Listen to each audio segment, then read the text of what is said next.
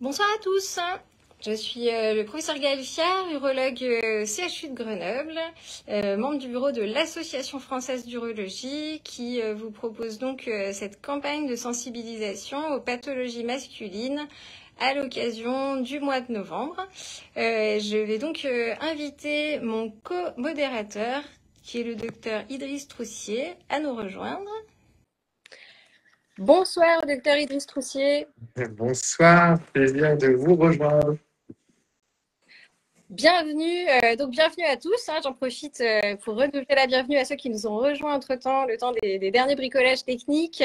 Bienvenue à ce live Parlons prostate sans tabou. Donc vous aurez la possibilité de poser des questions auxquelles on va tâcher de répondre au fur et à mesure de la soirée.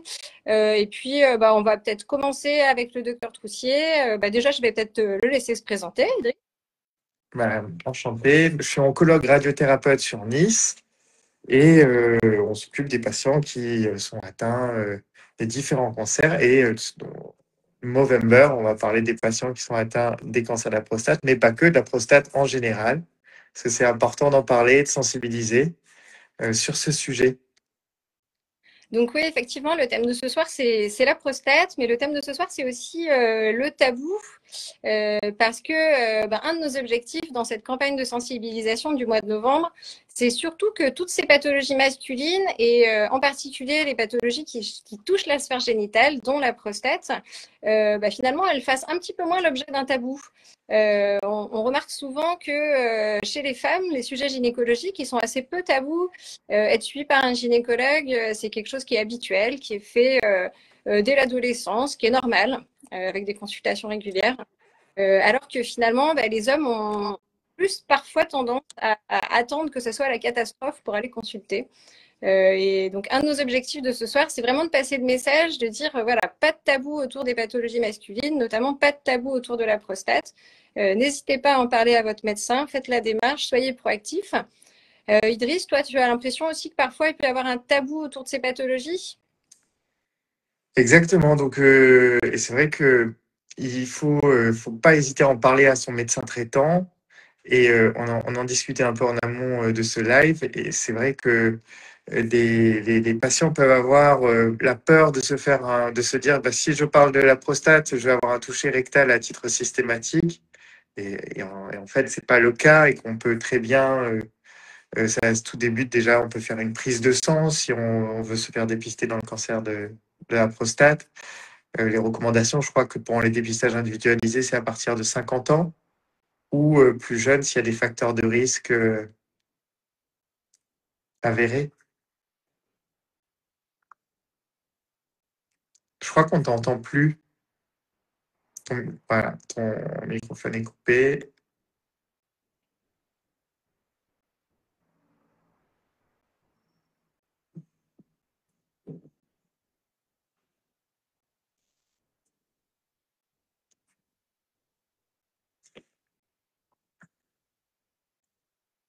Un petit bug encore, le microphone est toujours coupé. On voit l'image, voilà. C'est un gag technique classique. C'est bon. Ouf. Après 5 ans d'expérience post-Covid, toujours aussi mauvais dans la gestion du téléphone. Oui, mais je rejoins complètement ton avis. Donc ça, c'est un message qui est super important quand on parle de prostate. C'est vrai que le mot qui vient tout de suite à l'esprit, c'est cancer de la prostate. Un message important qu'on a à passer, c'est que le cancer de la prostate, contrairement à beaucoup d'autres cancers comme le cancer du côlon ou le cancer du sein, il ne fait pas du tout l'objet d'un dépistage organisé. Ça veut dire en gros, schématiquement, personne ne va penser pour vous à vous envoyer un petit courrier dans la boîte aux lettres vous rappelant d'aller faire votre dépistage. En ce qui concerne le cancer de la prostate, c'est un dépistage qui est individuel. Ça veut dire que la démarche, elle doit venir de l'homme qui se soucie de sa prostate, qui va en parler à son médecin, qui va solliciter chez celui-ci la recherche potentiellement en amont des symptômes de la maladie et du cancer de la prostate. Donc, ce que je disais, c'est que normalement, c'est à partir de l'âge de 50 ans qu'on propose ce dépistage individuel où on va faire un dosage donc, du PSA total lors d'une prise de sang. Et dans les facteurs de risque, on va voir si j'ai encore retenu mes quelques notions d'internat. Il y a peut-être les antécédents familiaux, par exemple, d'être d'origine afro-antillais. Ouais, donc c'est sûr que là, on commence à rentrer un petit peu dans le détail. Mais pareil, nous, dans notre sensibilisation, bah, c'est vrai que tout homme à partir de 50 ans devrait parler à son médecin de ce sujet de la prostate. Il ne devrait pas y avoir de tabou. Mais si on a dans sa famille plusieurs cas de cancer de la prostate, s'il y a aussi des cas de cancer du sein, du cas de cancer de l'ovaire, on y pense moins, ou si on est d'origine africaine ou antillaise, bah, c'est vrai que on est plus à risque d'avoir un cancer de la prostate. Donc, c'est particulièrement important d'en parler tôt à son médecin. Tôt parce que dans certaines circonstances, on peut même être amené à proposer la détection dès l'âge de 45 ans. D'ailleurs, Idriss, si je me permets un commentaire à ce sujet. Tu as parlé de prise de sang. C'est vrai que quand on parle de cancer de la prostate, souvent on parle aussi de toucher rectal. Bah, ça fait partie des questions un peu taboues autour du cancer de la prostate. Et j'entends parfois ah non, mais moi je veux pas savoir parce que j'ai pas envie d'avoir un toucher rectal. Et je crois que c'est un message important à passer aujourd'hui, que la détection précoce du cancer de la prostate, c'est surtout une prise de sang. Ça peut aussi être complété d'un toucher rectal. On peut le proposer, mais en tout cas, il faut certainement pas que le toucher rectal, ce soit quelque chose de bloquant, qui doit faire peur ou faire craindre aux hommes d'en parler à leur médecin. Donc pas de tabou, on parle de sa prostate, et si on a peur du toucher rectal, on peut aborder le problème, mais il n'est pas du tout ni systématique, ni certainement obligatoire. Voilà, et puis après, si vraiment il y a une suspicion avec une élévation de son PSA ou que l'on a fait un toucher rectal ou pas, on peut aller sur un bilan d'imagerie. Et je crois que maintenant, les IRM sont devenus, disons, les radiologues avec les IRM de prostate sont de plus en plus pointus et on peut détecter s'il y a un nodule ou une image suspecte dans la glande prostatique.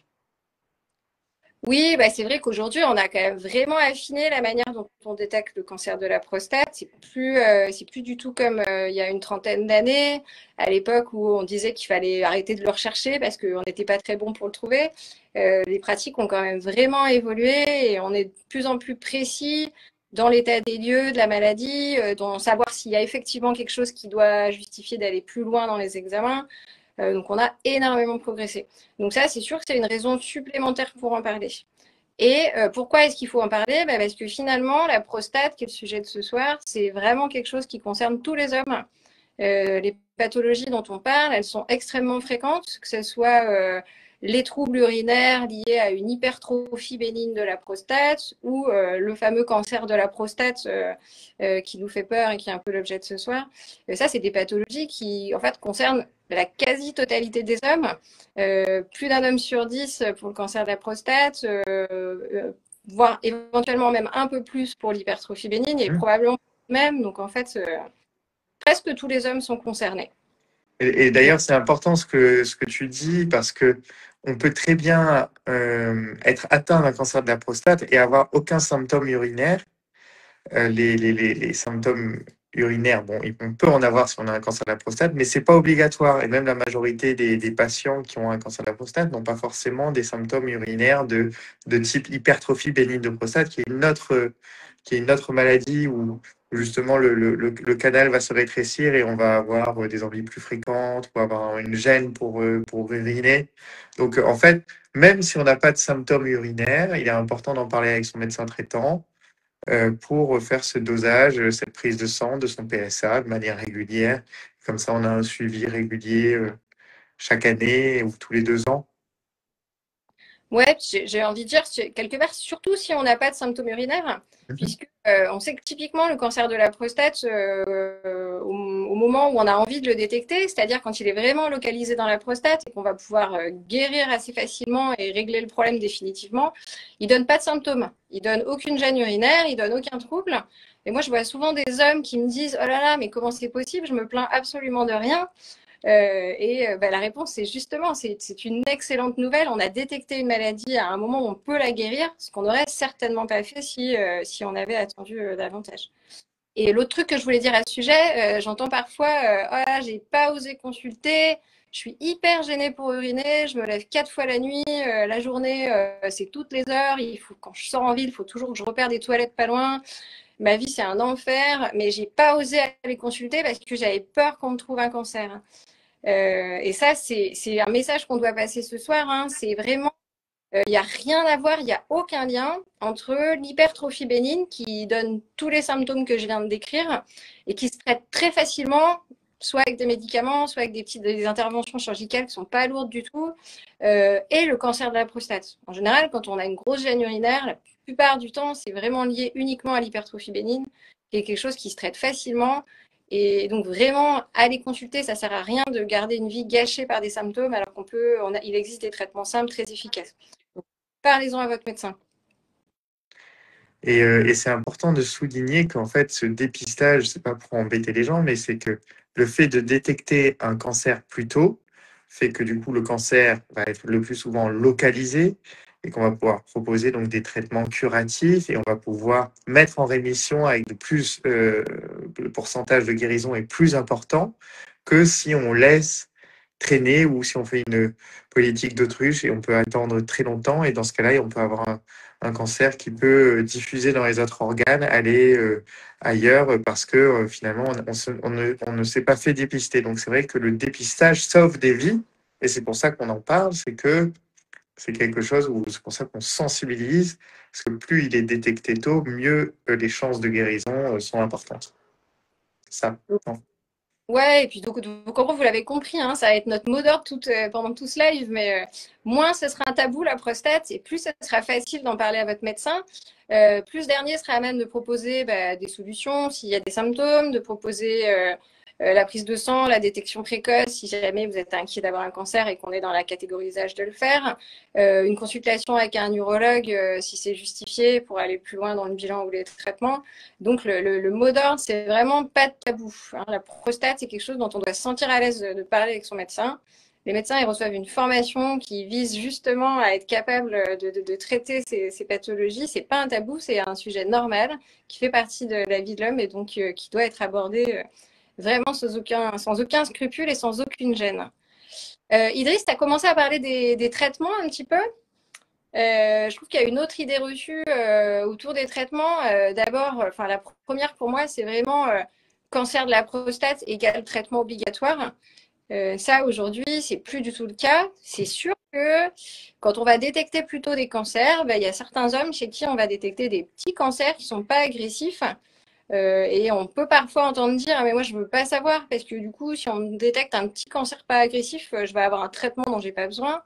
Donc ça, aujourd'hui, c'est plus du tout le cas, hein. Aujourd'hui, environ 30% des cancers qu'on détecte qui sont localisés dans la prostate, ils sont simplement surveillés. C'est-à-dire qu'on ne va pas faire de traitement interventionnel, on va juste surveiller de près, vérifier que la situation n'échappe pas du contrôle. Et puis, si c'est le cas, on traitera. Mais en gros, 30% on les surveille. Et quand on surveille, dans 50% des cas, on ne fait rien de plus que la surveillance. Ouais, c'est quand même important de le souligner. Donc, c'est pas traitement systématique et on peut surveiller quand on détecte des petits cancers non agressifs. Tout à fait. Et puis, c'est vrai que quand on parle de traitement, c'est pareil, tout de suite, on a l'image, oh là là, c'est la catastrophe, j'ai un cancer de la prostate, je vais avoir une ablation de la prostate, ça va avoir des conséquences catastrophiques sur ma continence urinaire, sur ma vie sexuelle. Donc, on va pas se mentir, hein, tous les traitements du cancer de la prostate, à part la surveillance, vont avoir des conséquences urinaires et sexuelles. Mais aujourd'hui, avec les progrès des différents traitements, on a quand même beaucoup de choix à proposer. Le message important, hein, c'est vraiment que dans la plupart des cas, on va pouvoir adapter le traitement choisi aux attentes du patient. Et que par ailleurs, les conséquences de nos traitements avec les progrès de la chirurgie et de la médecine, c'est quand même pas du tout les mêmes que celles qu'on a pu imaginer et qu'on a pu voir par le passé. Oui, les progrès sont majeurs, tant, comme tu disais, en chirurgie. Je pense que déjà, il y a plein de techniques. Vous avez des robots, non, maintenant, qui vous aident pas mal, il me semble. Ouais, le robot, l'outil robotique, c'est un des outils qui nous a permis d'affiner la chirurgie. Mais je dirais que au-delà du robot, c'est plus la manière dont on bilante la maladie au départ, avec l'IRM, qui nous permet aujourd'hui de voir le cancer dans la prostate pour préserver mieux les zones qui ne sont pas concernées par le cancer. Donc, au-delà des outils qu'on utilise pour traiter, c'est vraiment la stratégie qu'on va avoir quand on opère, la manière dont on pratique cette chirurgie qui ont vraiment complètement été révolutionnée au cours des 20 dernières années. Nous, sur les traitements de radiothérapie, on a tendance à diminuer le nombre de séances.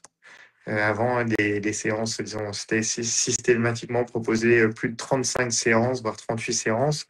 Et maintenant, on peut proposer des schémas en 20 séances, voire même 5 séances dans certaines situations de cancer de bon pronostic. Donc, c'est vrai les traitements sont moins longs et moins fatigants et on est plus précis avec moins d'effets secondaires aussi en radiothérapie, tout à fait.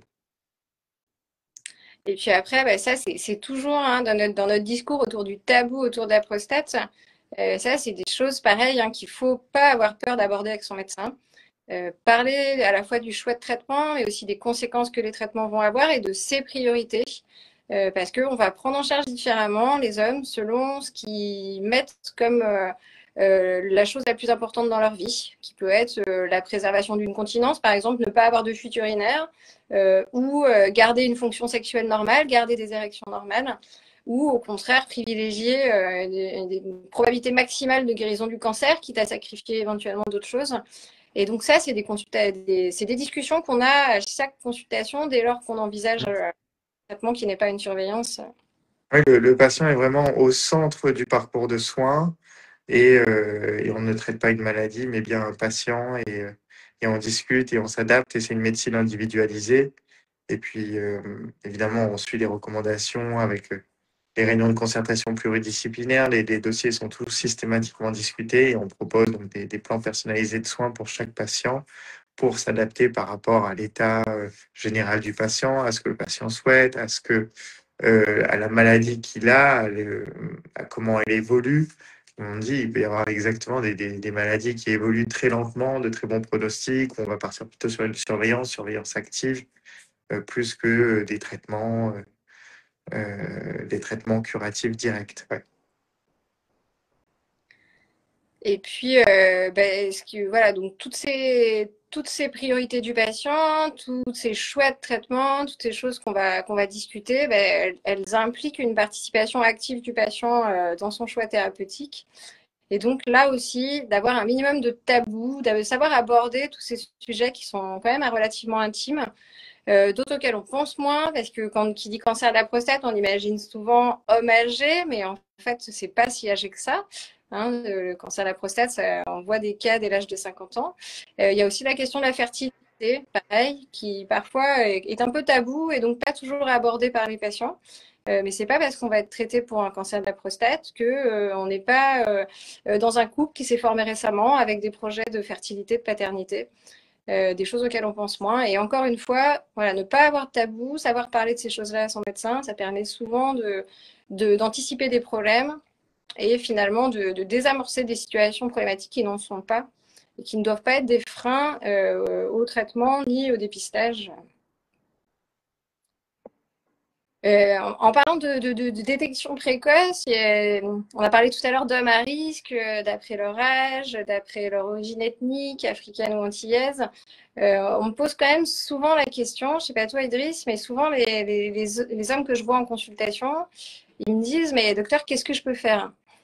Parce que parfois, suite à ce bilan qui est réalisé, on leur fait une prise de sang, parfois ils ont aussi une IRM, puis finalement on trouve rien d'inquiétant, on va pas plus loin. Mais ils ont quand même tous cette demande de dire j'ai appris au cours de ce parcours que le cancer de la prostate, c'est quelque chose de fréquent. Même parfois juste que les troubles urinaires liés à l'hypertrophie bénigne de la prostate, c'est quelque chose d'hyper fréquent. Qu'est-ce que je peux faire moi en tant que patient pour prévenir l'apparition d'un Diminuer cancer? les risques. Voilà, pour diminuer le risque, pour même juste améliorer mes symptômes et de manière assez simple. Qu'est-ce que tu as des réponses, toi, que tu leur proposes en consultation? Ouais, c'est important ce que tu soulignes et c'est là où on voit qu'il peut y avoir un impact de son mode de vie sur, sur notre santé de manière générale et on peut même prévenir, il y a pas mal d'études qui sortent chaque année sur l'impact du mode de vie et la diminution du risque de certains cancers, et même parfois des essais randomisés, par exemple sur l'activité physique. Il y a eu un très bel article dans le New England, dans une revue prestigieuse, où on voyait que l'activité physique permettait vraiment de diminuer, voire de prévenir le cancer du côlon, Donc, il y a plein de... Et ça s'applique également, je pense, dans le cancer de la prostate. Donc, déjà, de réaliser une activité physique régulière, c'est quelque chose d'important, que ce soit de la marche rapide, disons, une activité qui puisse plaire à la personne, et puis même de bouger de manière au quotidien. En fait, on sait que la sédentarité tue, donc de rester trop longtemps assis, et c'est vrai qu'on a quand même une société où on a tendance à rester assis lié au travail. Faut pas hésiter dès que notre travail se termine, si on n'a pas bougé de la journée, d'aller faire une activité physique ou d'aller marcher ou de se bouger et de pas rester trop statique. C'est vraiment important. Après, par rapport à la nutrition, bah oui, je pense que quels que soient les cancers, c'est important de parler que l'importance d'avoir déjà une alimentation équilibrée, variée, riche en fruits et légumes. Le régime méditerranéen, il est vraiment prôné, que ce soit pour diminuer les maladies cardiovasculaires, mais aussi certains cancers, avec une alimentation riche en fibres, où les fibres, on les retrouve dans les légumineuses, dans les légumes, dans les fruits, dans les graines, les noix. Voilà, tout ça, c'est des aliments, on sait, qui sont très bien pour notre santé. Même les graines de courge, on pourrait parler de ça, par exemple. Je crois qu'il y a quelques études dessus sur l'hypertrophie bénigne de prostate et que ça peut diminuer les symptômes urinaires. Ouais, bah, la graine de courge, pour moi, c'était surtout de l'expérience avant que j'aille chercher un peu les données de la littérature. Mais c'est vrai que les patients, il se passe quand même souvent le mot des petits traitements naturels qui marchent bien. Et tout ce qui est complément alimentaire à la base de graines de courge ou même la consommation de graines de courge entre guillemets maison, c'est quand même assez efficace pour soulager les symptômes lorsqu'ils sont modérés. Donc ça fait partie des petits trucs nutritionnels qu'on peut proposer à nos patients qui sont gênés. Après, sinon, sur le sujet de la prévention du cancer de la prostate, sur le plan alimentaire ou médicamenteux, c'est vrai qu'il y a quand même eu pas mal d'études assez décevantes où on avait essayé de donner certains compléments alimentaires en quantité très importante. Je pense par exemple au lycopène, il y avait aussi le sulforaphane qu'on trouve dans le brocoli. Il y a eu plein de compléments qui ont été testés et globalement, on a été un peu déçus des résultats. Mais c'est très probablement simplement parce que quand on mange un complément alimentaire détaché de l'aliment qui est concerné en quantité supraphysiologique, c'est-à-dire pas du tout naturelle, on n'a pas l'effet positif qu'on pourrait avoir en consommant ces aliments qui sont bons pour la santé. Donc ça, c'est probablement une des explications. Après, il y avait eu des essais médicamenteux pour prévenir le cancer de la prostate. Globalement, on peut retenir qu'ils n'ont pas marché, voire même pour certains, on voyait plutôt des cancers un peu plus agressifs. Donc, pas trop de prévention vraiment médicamenteuse. Mais par contre, clairement, le fait d'intensifier et de donner une plus grande place dans son régime à tout ce qui va être céréales, fruits, légumes, ça a une efficacité. Et ça a surtout une efficacité si on a déjà un cancer de la prostate. On sait que ça peut diminuer le risque de voir récidiver son cancer, quel que Mm. soit le stade de la maladie. Donc vraiment une stratégie qui est complètement gagnante parce que on va être efficace sur son cancer de la prostate, mais aussi sur sur toute sa santé en général finalement. Donc une intervention qui est très bénéfique. Ouais, et puis après, ouais, évidemment, ça s'applique pas forcément pour le cancer de la prostate, mais les facteurs de risque principaux des cancers, ça reste en un le tabac. Donc, si déjà le sevrage tabasique, même si c'est pas un facteur de risque dans le cancer de la prostate, ça reste un facteur de risque de multiples cancers. Donc, si on peut, bon, déjà, il y a des bonnes nouvelles. Là, ça diminue en France la consommation de tabac, et donc c'est de mieux en mieux. Donc, tant mieux pour ça. Pareil sur la consommation excessive d'alcool qui peut favoriser les cancers. Et en 3, il y avait le surpoids, donc essayer d'avoir un poids idéal, donc d'où le fait d'avoir une activité physique et d'avoir une alimentation riche en fibres ou en légumes, plus en protéines et un peu moins de trop de sucré ou trop gras. Et aussi de faire attention parce qu'il y a des faux amis dans l'alimentation avec les aliments industriels, ultra transformés, où ça peut être très vite rempli d'additifs, trop gras, trop sucrés, et tout ce qui est émulsifiant et compagnie, où il y a quelques données épidémiologiques où il pourrait y avoir un risque d'augmentation de certains cancers. Donc là aussi, de ne pas consommer ce genre de produits de manière excessive, genre les sodas sucrés ou des aliments qui ne ressemblent plus à ce que l'on retrouve dans la nature. Donc, comme tu disais, c'est mieux de consommer des noix ou des amandes que de consommer, je sais pas moi, un burger complètement industrialisé avec plein d'ingrédients que l'on ne retrouve pas dans une cuisine traditionnelle. Ouais, et puis alors la diminution du risque de récidive grâce à la nutrition, enfin du cancer de la prostate en particulier, j'ai des données qui viennent pareil d'un journal prestigieux qui est le JAMA de l'année dernière. Ce que j'ai trouvé hyper intéressant dans cet article, c'est qu'en fait, il montrait que la différence entre finalement les hommes qui diminuaient réellement leur risque de récidive d'un cancer et les autres, elle était assez minime en fait. Par exemple, en termes d'intervention sur la consommation de céréales versus produits transformés et viande, typiquement, en gros, les hommes du groupe qui avaient un bénéfice du fait de leur alimentation, ils consommaient par semaine une portion de viande en moins. Donc, c'est pas du tout des régimes stricts, c'est pas du tout supprimer totalement une catégorie d'aliments de son alimentation. C'est vraiment des petites interventions, c'est modifier des petites choses qui sont en fait très bénéfiques. Et puis juste pour revenir sur la question de l'activité physique, et ça je pense c'est un message qu'on a tous les deux auprès de nos patients, c'est vrai que bah là on va passer un peu plus de l'autre côté de la barrière quand on s'est vu détecter un cancer de la prostate, qu'on est traité, a fortiori si on avait une maladie un peu agressive, qu'on peut prendre des hormones. Souvent, en médecine, on a eu souvent le discours de dire t'es malade, il faut te reposer, il faut rester couché. Et puis alors dans l'entourage, c'est en général la cata. Les accompagnants, ils sont vraiment avoir le discours repose-toi, ménage-toi. Mm. Et nous, on lutte justement contre ce message parce que, au contraire, pour diminuer les effets secondaires des traitements, pour améliorer leur tolérance, pour diminuer le risque de complications des traitements, il faut bouger, il faut se lever, il faut être actif. Et souvent, on voit des hommes fatigués qui viennent à la consultation, on les aide, on les envoie vers des kinés ou vers des assos de patients qui vont les aider à se remotiver, à faire plus d'activité physique. Et on les voit transformer avec une bien meilleure tolérance des traitements. Donc vraiment, D'ailleurs, j'avais une question à propos de ça parce que nous, à Nice, on a beaucoup d'adeptes de sportifs qui font du vélo, vraiment des personnes qui sont retraitées et qui font beaucoup de vélo dans la région. Et souvent, on me pose la question, est-ce que la pratique du vélo augmente, est un facteur de risque de cancer de la prostate? alors ça, c'est une question hyper intéressante.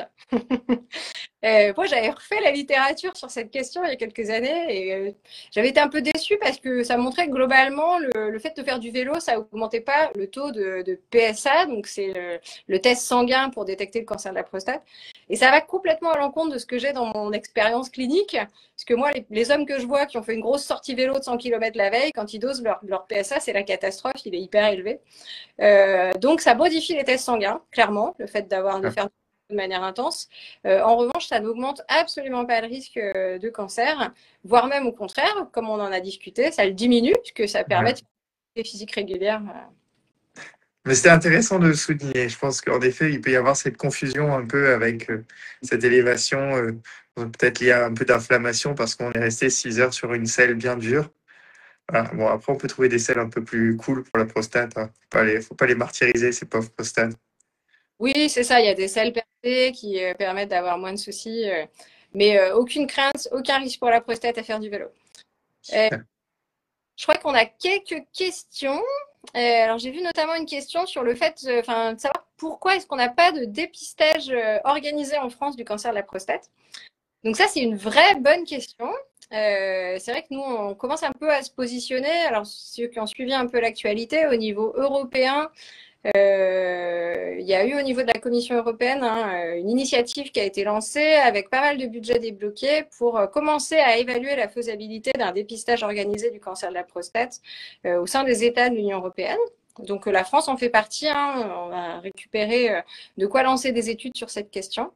La vraie raison, c'est vrai que c'est lié à la manière dont s'est implanté le test sanguin qui permet de détecter le cancer de la prostate, avec probablement au début, quand le test a commencé à être diffusé dans les années 80, une utilisation imparfaite, comme à chaque fois qu'un nouveau test arrive en médecine, qui a possiblement abouti à des traitements par excès d'hommes qui n'avaient pas tous besoin d'être traités d'un cancer de la prostate. Et c'est vrai que quand les agences, du coup, ont évalué la pertinence de la détection grâce à la prise de sang, notamment, eh ben, se sont tout de suite positionnées en étant très prudentes et très frileuses, en allant quand même vraiment contre la mise en place d'un dépistage organisé systématique. Aux États-Unis, c'est allé assez loin, hein, parce qu'ils avaient complètement interdit l'utilisation du PSA pour détecter un cancer de la prostate. Et ce qu'on a vu, bah, c'est qu'en fait, ça s'est mal passé. En interdisant complètement l'utilisation du PSA, on a vu flamber des formes plus agressives, des cancers avec des métastases. Donc on sait que de l'expérience des États-Unis, que c'est pas ce qu'il fallait faire. Est-ce qu'aujourd'hui on est prêt en France à organiser un dépistage systématique pour tout le monde? Je dirais qu'on y tend de plus en plus. Mais aujourd'hui, si on veut être certain qu'on ne va pas traiter par excès certains hommes, il faut vraiment qu'on soit certain d'avoir tous les outils disponibles pour moi. Ça veut dire la capacité de voir un urologue, qui est quand même la personne la plus à même de savoir si c'est intéressant ou pas d'aller plus loin, de faire des biopsies. La capacité d'avoir une IRM de la prostate. On sait qu'avoir des IRM, parfois, ça peut prendre un peu de temps et ça peut être un peu compliqué. Mais à mon sens, une fois qu'on aura un peu répondu à toutes ces questions et qu'on aura tous les éléments nécessaires, je pense que oui, il faudra qu'on pousse pour avoir un dépistage organisé. Il n'y a pas de raison que le dépistage organisé ne soit pas aussi pour les hommes et aussi pour la prostate. Je crois que je te rejoins sur ce sujet. Je crois qu'il y a un article qui a été publié récemment sur l'intérêt et les bénéfices du dépistage du cancer de la prostate. Une grosse étude épidémiologique. Oui, bah là, on a quand même de plus en plus de données pour dire que Ouais, quand on utilise bien PSA à bon escient, on diminue notablement le risque de décéder d'un cancer de la c'est prostate. ça, Donc ça, exactement. C'est la conclusion de l'article. il n'y a aucun doute sur cette question. En revanche, il persiste encore suffisamment de doutes sur est-ce qu'on ne traite pas par excès des hommes si on dépistait vraiment tout le monde pour que aujourd'hui ça soit encore une stratégie à l'étude. Mais je pense qu'on a tous les outils aujourd'hui pour que la situation se débloque dans les 10 ans qui viennent, très certainement.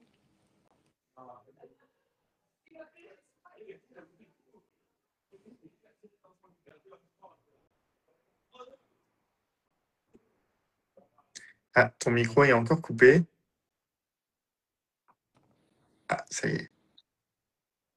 Et ma caméra est revenue. Décidément, on Voilà. n'est pas à l'abri ce soir.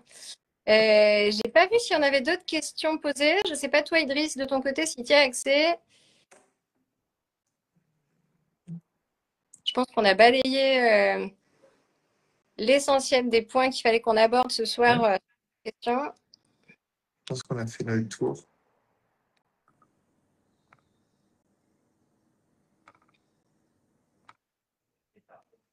Non, et tout bon.